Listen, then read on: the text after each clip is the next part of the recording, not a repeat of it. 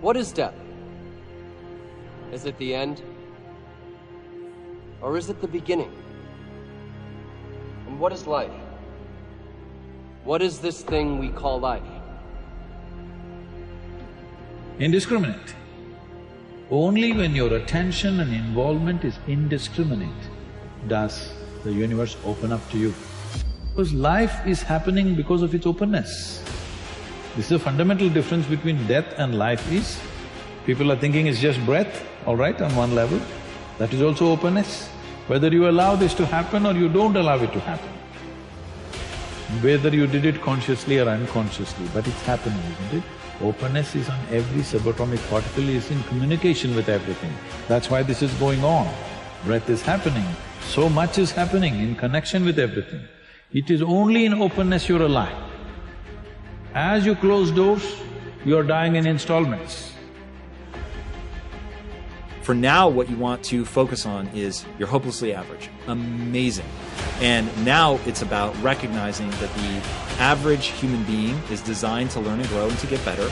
And so now it's a question of how do we put enough time and energy into something to actually get better at that thing? And that really is the key that we want to focus on. I think when you feel stuck or dissatisfied in your life, it's a signal. And it's not a signal that your life is broken. It's a signal that one of your most basic needs are not being met. Your need for exploration. Everything about your life, about your body, grows. Your cells regenerate, your hair, your nails, everything grows for your entire life. And your soul needs exploration and growth. And the only way you'll get it is by forcing yourself to be uncomfortable. What's the most important key to success? I think it's hunger. It's not getting satisfied. A hunger that doesn't go, a hunger to learn, a hunger to grow, a hunger to serve, a hunger to give, a hunger to create breakthroughs. Most people are hungry until they make a certain amount of money and then they get comfortable. And there's nothing wrong with that, but it's not about the money, it's not about the business, it's about your growth. Because every one of us either grows or dies. People ask me all the time, what does it take to be happy? I say one word, progress. Progress equals happiness, because achieving a goal feels good for how long? A week, a month, 3 months? And then there needs to be something else. And the reason for something else is because you gotta grow. The only thing that I think people should fear is standing still. So I've often said that running 1,000 miles an hour in the wrong direction is better than standing still. Stop waiting for something to move you and move yourself. Every day, move yourself. In the morning, move yourself. In the afternoon, move yourself. At night, move yourself. Be very intentional and very deliberate about moving yourself. Pleasantness is the choice, isn't it? So why is it so much unpleasantness is happening in human experience? Because we never took charge of the inner dimension. We believe by fixing the outside, everything is going to be okay.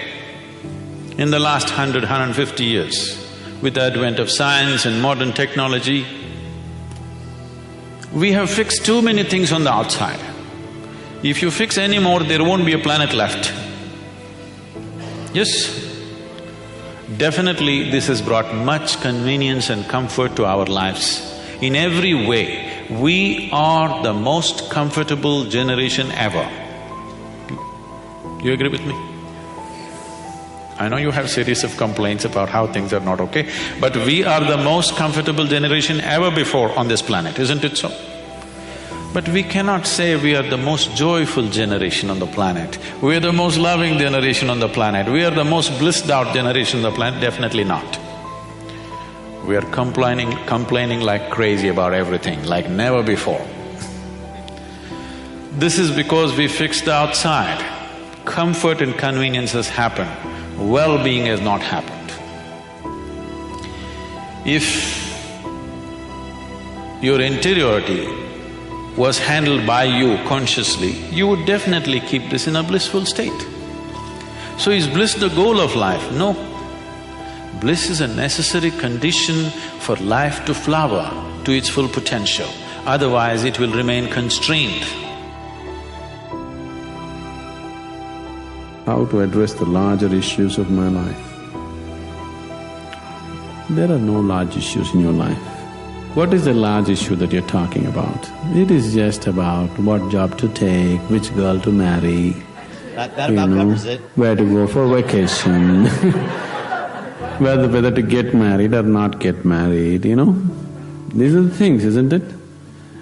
These are not large issues, these are little things in your life. Yes. Oh, is it just a small thing whom I get married to? I'm not saying it's a small thing. But as an issue, it's a small issue, little issue. As a consequence to your life, yes, it has many things. But this is something that human beings have done for millions of years. We have enough experience on these things, isn't it? We know that whatever job we take, whoever we marry, it is just the way we make out of it. Every experience of life, you can make it an enriching experience. Every experience in your life, you can make a curse out of it. See, there is nothing wrong in your job, whatever job you're doing. There's nothing wrong getting this job, there's nothing wrong in losing this job. There's nothing wrong in getting married, there's nothing wrong in getting divorced. There's nothing wrong in not getting married. There is nothing wrong in anything, there is nothing wrong in this or that. But it is just that you make misery out of it, that's wrong. If you do this, you make misery out of it. If you do that, you make misery out of it. That's what is wrong with you. So you got married, is it wrong? That's not the point. There's nothing wrong with it. You did not get married, is it wrong? No, there's nothing wrong with it, that's wonderful too. You got divorced, is it wrong? No, that's also wonderful. It is just that you make misery out of everything, that's what is wrong. You just address that one issue, everything will be settled. The ego, of course, looks for liberation from its unsatisfying, unsatisfactory state. The ego knows it knows something is missing, but it always looks in the wrong place. As we've already said, it looks there but never here. So it never goes deep into life, into what is. It ignores the simple reality of the present moment and looks towards the next moment for satisfaction, for that which I can add that will make me complete. Hence its obsession with future, with the next moment. And hence everybody lives that way, almost everybody, as if the next moment were more important than this moment. And isn't that strange? It's a form of mental illness because the next moment doesn't even exist. Except as a thought in your head. That's the only absolute reality that future has, is it exists as a thought in your head. And it is fine. As for practical purposes, it's a helpful thought that there is such a thing as future because it enables you to make an appointment. So it's helpful. We got here because of future, because of this thought that there is such a thing as future. But there isn't, because nobody has ever seen it or touched it or experienced it. And since nobody has ever seen, touched or experienced it, we can assume that it doesn't exist. And obviously it doesn't, because when the future comes, it's the now. The next moment comes that you wanted to get to, and finally you get there, and it turns out, oh, it's the now again.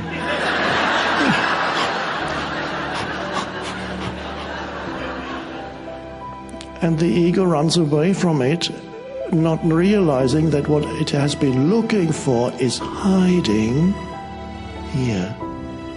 No matter what form this now takes, it is hiding where the conditioned mind, which is the ego, has never really looked. It always made the now, at best, into a means to an end, okay, this now, I need this now because it enables me to get to that more important moment, which is the future. Okay, a stepping stone, best of times. Or the ego had reduced the now to an obstacle. And for some people, that is their normal existence. Every day long,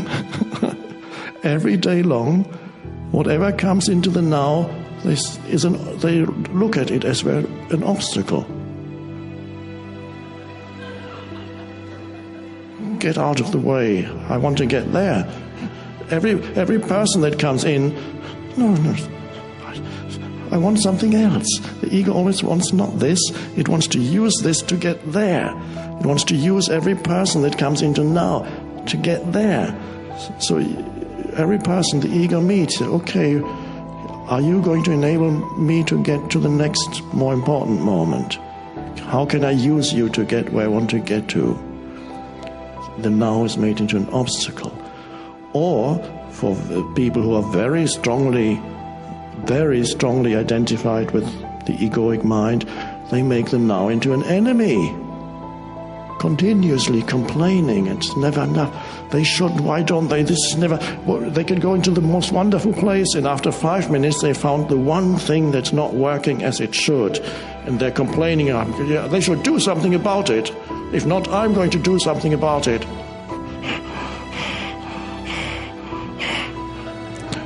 And if they're not complaining verbally, they're complaining in their heads. They're complaining about situations, about other people, about what's happening, or complaining that something that should be happening is not happening. This sounds insane, because it is insane. But it is not nothing personal.